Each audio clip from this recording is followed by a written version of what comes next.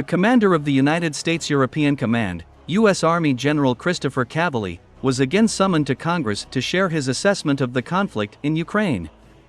And General Cavoli's statement was discouraging for many members of the House of Representatives.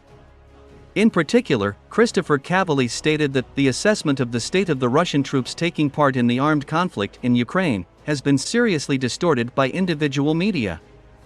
General Cavoli made it clear that American citizens and some U.S. politicians are judging the war in Ukraine solely by reference to media publications.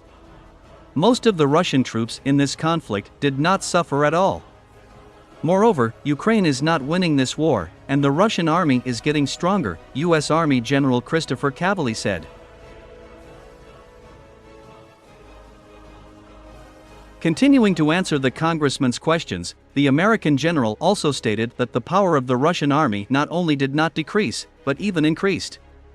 So, according to him, during the year, the power and number of not only the Russian fleet of warships and submarines, but also combat aircraft increased.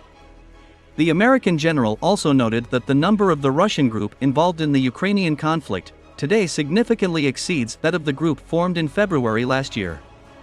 However, the revelation of the American general did not end there. He also acknowledged that the United States practically handed Ukraine all the planned weapons and assistance. And despite this, Kyiv did not manage to achieve anything on the battlefield. Many Western experts and politicians were shocked by such frank statements by General Cavoli. Moreover, some U.S. politicians even called for the dismissal of General Cavoli. Some U.S. politicians believe that Christopher Cavoli should not have said such things on the eve of the so-called Ukrainian counteroffensive.